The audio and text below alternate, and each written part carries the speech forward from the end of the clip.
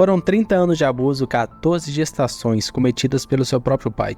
Alba Nydia perdeu sua mãe ainda quando ela tinha 5 anos de idade. A partir daí, sua vida só se resumiu em abusos e sofrimento. Arcedio Álvares, o pai, anos mais tarde ele acabou ficando conhecido como o monstro de Mariquita.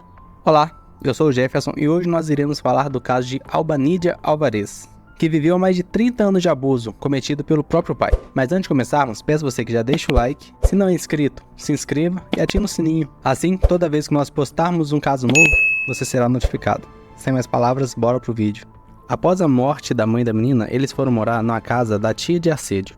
Foi nessa casa que começaram os primeiros abusos contra Nydia. Estima-se que ela tinha entre 5 e 7 anos, quando foi abusada pela primeira vez por seu pai. Já quando Alba Nydia tinha entre 9 e 13 anos, ela deu à luz a seu primeiro filho, que também era seu irmão. Por conta dos abusos cometidos contra Nydia, Arcedio começou a ter problemas dentro da casa onde ele morava. Assim, então, ele decide fugir para o interior da Colômbia, para que ele ainda continuasse cometendo seus atos de abuso contra a menina, sem que ninguém pudesse falar nada com ele. Arcedio chegou até a cidade de Vereda de la Cabana, perto de Mariquita. A cidade era tão afastada que na época havia apenas 200 famílias morando na cidade, onde eram compostas, em sua maioria, agricultores e pequenos comerciantes. Arcedio era um agricultor com poucos recursos, então ele não tinha dinheiro para comprar uma casa boa para que eles pudessem se instalar. Então eles acabam se estabelecendo em um barraco velho de tábua que tinha um piso de terra batida. Vale ressaltar que no momento que Arcedio chega à cidade, ele já tinha 4 filhos, sendo Nydia sua filha mais velha.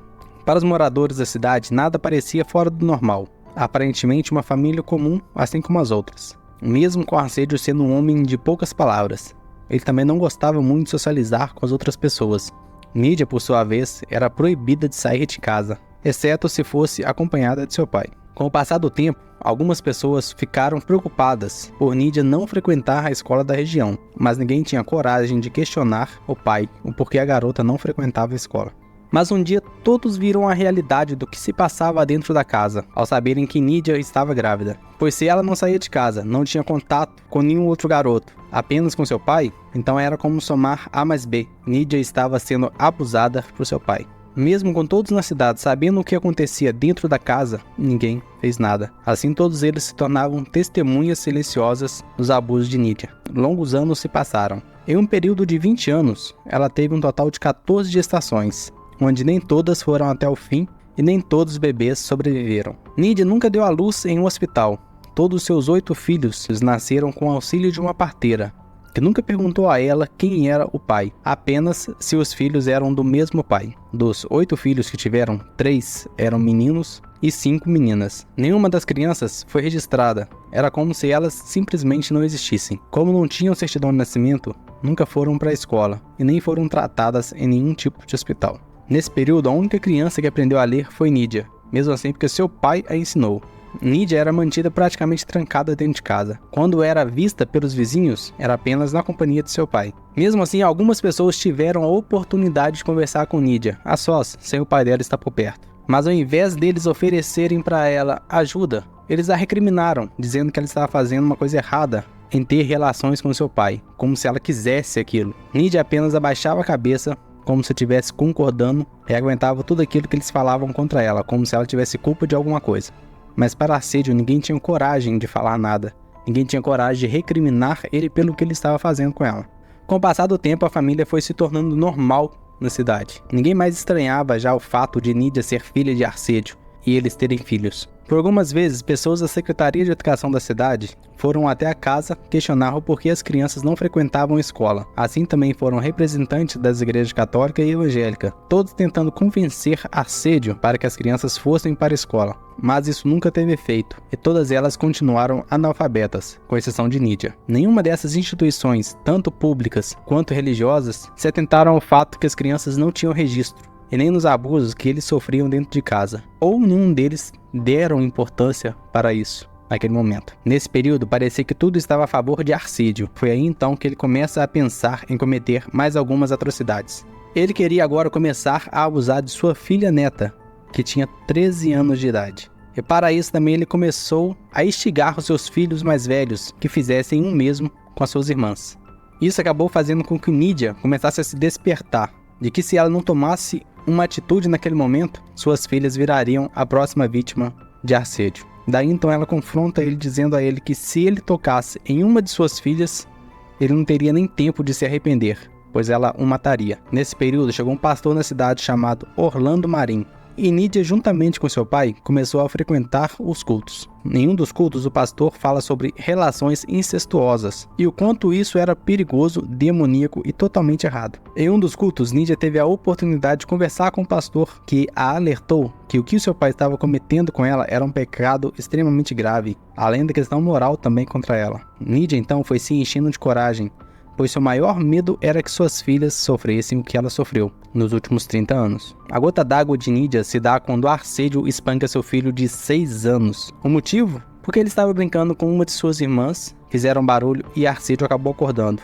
Extremamente irritado, ele pegou o menino e o espancou. Arsédio resolvia qualquer tipo de discussão dentro da casa, batendo e espancando qualquer uma das crianças que fosse, tanto Nydia como os filhos deles também. Então para ele a única regra que tinha era ele mandava, eles obedeciam e baixavam a cabeça. Mas nesse dia, Nydia se levantou. Ao ir em defesa do filho de 6 anos, Arsédio se levanta e vai para cima de Nydia, como sempre fez, para bater nela. Dessa vez, Nydia acaba por revidar e acerta Arsédio, que fica surpreso, então ele acaba se recolhendo e ficando quieto. Essa então foi a primeira vez que Nydia se impôs contra seu pai. Aproveitando a situação e encorajada pelas filhas mais velhas, a mãe então decide fugir com os seus 6 filhos mais novos, deixando para trás seus 2 filhos mais velhos de 18 e 16 anos, que decidiram ficar ao lado do pai. Nydia então foge para a cidade de Mariquita, onde ela se instalou em um barraco em péssimas condições. Após isso, ela foi até a delegacia da cidade denunciar seu pai pelo espancamento de seu filho de 6 anos. Depois disso, ela expandiu a denúncia, detalhando os anos de abuso que sofreu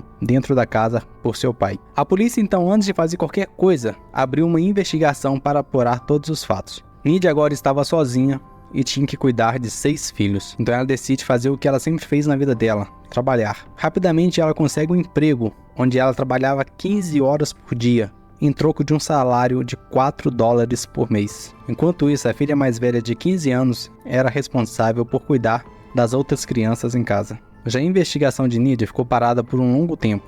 As pessoas que receberam a denúncia não se esforçaram nem um pouco no caso dela, nem deram nenhuma importância para isso. Foi só quando um comissário de família percebeu que o caso não estava recebendo a atenção devida. Sendo assim, ele decidiu intervir e ir atrás de justiça. Ele foi atrás de um vereador chamado Ramírez, que enviou um representante de seu gabinete de nome Hugo para acompanhar a família e agilizar o processo da investigação. Hugo relatou que ao visitar a casa de Nydia, notou que eles viviam em extrema pobreza, não tinham água limpa e o cheiro da casa era insuportável. Foi aí então que decide tornar o caso público, assim chamando a atenção da mídia e fazendo assim também com que a polícia começasse a fazer algo por uma investigação que estava parada. Finalmente as investigações foram para frente. Foram reunidas provas e testemunhas que confirmavam tudo o que Nydia havia relatado. A impunidade de Arsédio chega ao fim dia 27 de março de 2009, quando os policiais foram até uma plantação de cana-de-açúcar e finalmente prendem o monstro. Em sua declaração às autoridades, Arsédio afirmou que nunca forçou Nydia a ter relações com ele, e afirmou que ela não era sua filha biológica, mas sim adotada. Ele dizia que eles tinham um tipo de acordo em que os dois se amariam para sempre. O que ele não conseguiu explicar é como ele poderia fazer um acordo desse tipo com uma criança de 5 anos de idade. Arsédio também negou que pretendia violentar suas filhas, e que disse que nunca teria dito a seus filhos que fizessem o mesmo com suas irmãs. Nas declarações de Nydia, ela dizia que ele usava o mesmo argumento de não ser o pai biológico para abusar dela, e que vivia praticamente trancada, já que só podia sair se fosse na companhia dele. Ela também afirmou que nunca o viu como um homem, e toda vez que ela tinha que deitar com ele, ela sentia nojo. Após a primeira audiência, uma multidão se reuniu em frente ao Palácio da Justiça para desferir a ele xingamentos, e alguns até queriam linchá-lo ali naquele momento. Se eu estivesse segurando ele, acho que eu soltava ele no meio do povo nessa hora. Deixasse a justiça ser feita ali mesmo. Pela primeira vez, Nydia acabou contando sua história para o mundo, que o que ela mais temia era que suas filhas sofressem o que ela sofreu, que ela não aguentaria ver suas filhas se tornarem vítimas de seu pai também. O julgamento aconteceu no mesmo ano de 2009.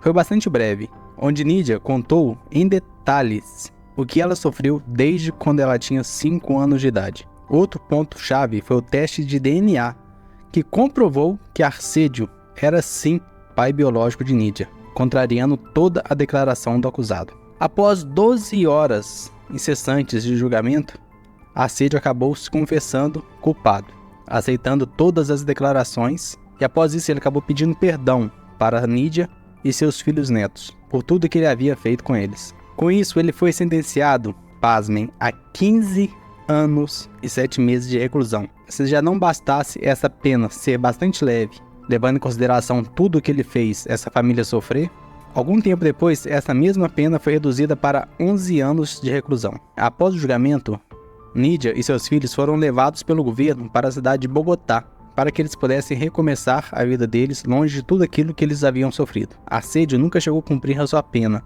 pois em 2011 ele foi encontrado morto em sua cela. Um dia antes ele havia feito uma cirurgia para remover a vesícula, depois foi transferido novamente para o presídio. No dia seguinte ele foi encontrado morto. O relatório de sua morte afirmou que ele morreu de causas naturais. Após tudo acabar, Nidia contou que a única coisa que ela queria agora é poder viver uma vida feliz com seus filhos e esquecer todo o passado que ela teve. E agora peço que você deixe sua opinião aqui nos comentários, diga o que achou do caso e agradeço a sua presença até aqui. Deixe nos comentários também se você conhece algum caso para que nós possamos trazer aqui pro canal. No mais, é só isso. E aqui nós vamos deixar o último vídeo postado no canal. Vai lá, dá uma olhada lá, se gostar também, dá um like. Não esquece de se inscrever se você não for inscrito. E até o próximo caso.